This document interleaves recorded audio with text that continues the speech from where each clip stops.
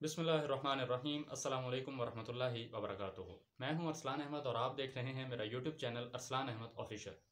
मैं मुस्तकिल नमाजी कैसे बना। दोस्तों, मुमकिन है मेरे इस वाक़ये से आपकी या आपके किसी जानने वाले की ख़ुद को मुस्तकिल नमाजी बनाने के हवाले से इस्लाह हो सके।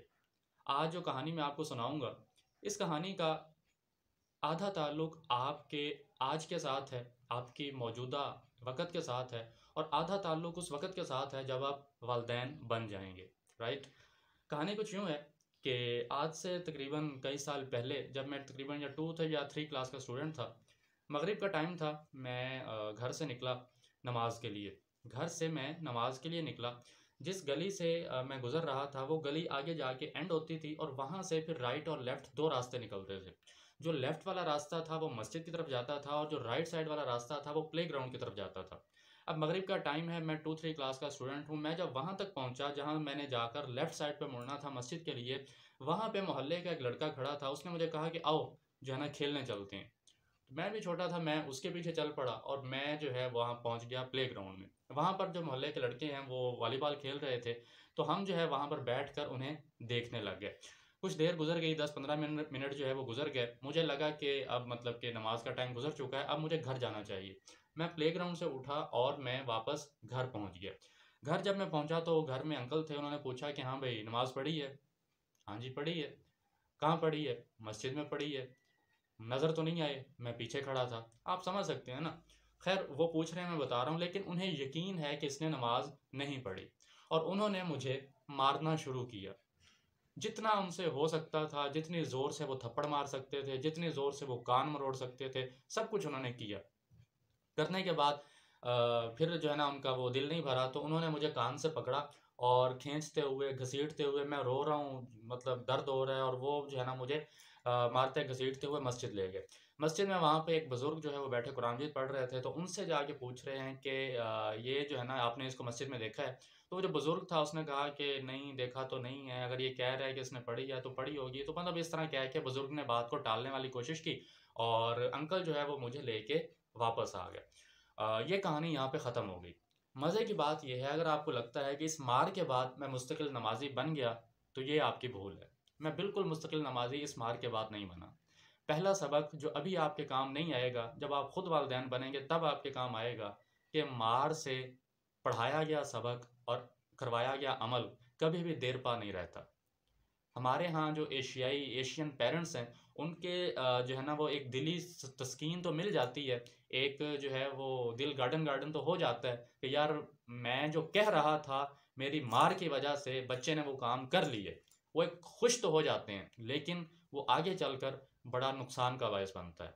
मार से कभी भी तरबियत नहीं होती, ये हकीकत है। लेकिन हमारे यहाँ चूँकि एक रिवाज है और जो है ना फैशन है, तो बहरहाल ये चीज़ें चलती हैं। मैं मुस्तकिल नमाज़ी उस मार की वजह से नहीं बना। उसके बाद भी कभी पढ़ी, कभी ना पढ़ी, कोई जो है ना पूछने वाला है तो पढ़ ली, नहीं है तो ना पढ़ी। वक़्त गुज़रता रहा, मैं कुछ साल गुज़र गए। एक दिन मैं घर बैठा था, सामने कंप्यूटर पर एक आलिम थे, शायद आपने कहीं उनका नाम सुना हो, सिब्तैन शाह नकवी। उनका एक जुमला मेरे सामने आया, वो जुमला ही मैंने आपको सुनाना है। तो दरअसल एक हदीस है, एक रिवायत है। तो उस स्पीच के अंदर, उस लेक्चर के अंदर उन्होंने वो हदीस पढ़ी और उसका तर्जुमा किया। अब वो बंदा मुझसे पता नहीं कितने 100 किलोमीटर दूर बैठा है, मैं कभी उस बंदे से मिला नहीं हूँ, वो मेरे सामने भी नहीं है, पता नहीं उसने वो तकरीर कब की थी, कहाँ रिकॉर्ड हुई थी और कहाँ वो तकरीर मेरे सामने आई। वो एक हदीस ये थी कि बैनल अब्दी व बैनल कुफ्री तरकुस्सला, कि अब्द के दरमियान यानी बंदे के दरमियान और कुफ्र के दरमियान, काफिर के दरमियान जो चीज़ फ़र्क करती है वो नमाज है। आज आपने फजर पढ़ी है, ज़ोहर पढ़ी है, असर पढ़ी है, मगरिब पढ़ी है, इशा पढ़ी है, यू आर मुस्लिम। अगर नहीं पढ़ी तो फिर आप अपने लिए फ़ैसला खुद कर लें, अपने ज़मीर से आप खुद पूछ लें इस हदीस की रोशनी में। जो नमाज़ पढ़ रहा है वो मुसलमान है, जो नहीं पढ़ रहा वो आप खुद पूछ लें। हदीस ये कह रही है कि बैनल अब्दी व बैनल कुफ्रि तरकुस्सलाह, कि बंदे और काफिर के दरमियान जो चीज़ फ़र्क करती है वो नमाज है। अच्छा, मैं सोचता हूँ कि यार, यहाँ पर मुस्लिम और काफिर भी तो आ सकता था, कि मुसलमान और काफिर के दरमियान जो चीज़ फ़र्क करती है वो नमाज है।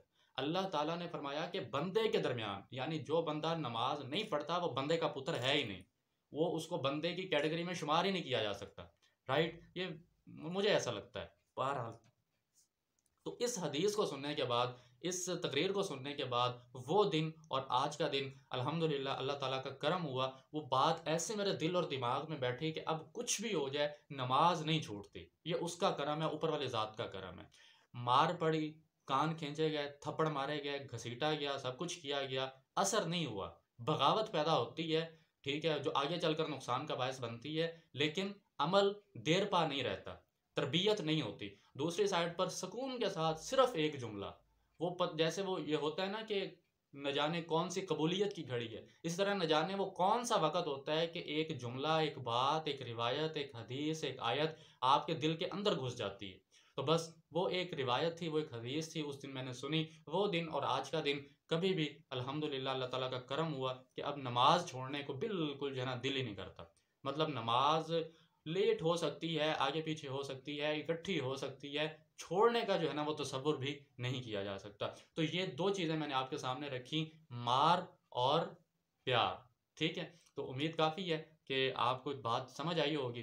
कोशिश करें बैनल अब्द व बैनल कुफ्र तरकुस्सलाह, इस चीज़ को ज़हन में रखें कि बंदे और काफ़िर के दरमियान जो चीज़ फ़र्क करती है वो नमाज़ है। अपना बहुत ख़्याल रखें। अल्लाह हाफ़िज़।